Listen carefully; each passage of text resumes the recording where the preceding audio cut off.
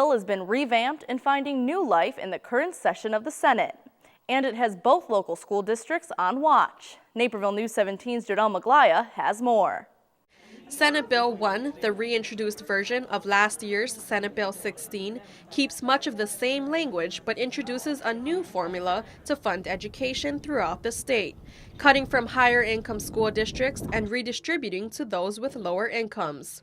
Local school leaders in District 203 and 204 are united against the bill due to the financial loss for their schools. We would lose $5.8 million. So in the scheme of things, relative to some of the other suburban districts, we ended up a little bit better under Senate Bill 1 than they did, but 5.8 is still a significant cut for us, and after having cut what we've done, had to cut over the last several years because of decreases in state funding for schools, it would still be very devastating for us.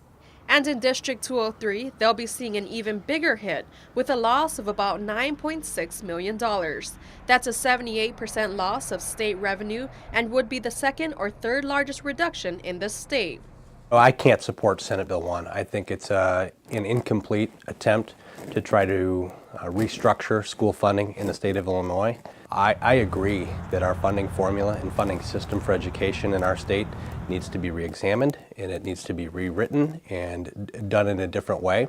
If Senate Bill 1 does pass, it could also trigger a pension cost shift as early as fiscal year 2016, taking away dollars from administrative salaries, stipends, and extended contracts.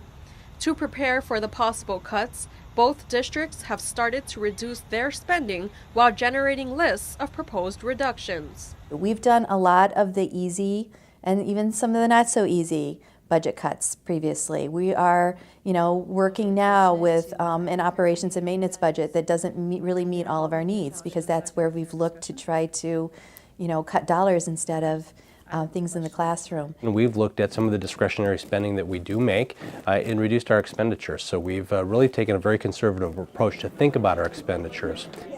Both districts will continue to monitor this bill and urge the community to contact their representatives with any concerns. I'm Jodelle Maglaya for Naperville News 17. There is still no timeline as to when Senate Bill 1 will be called for a vote.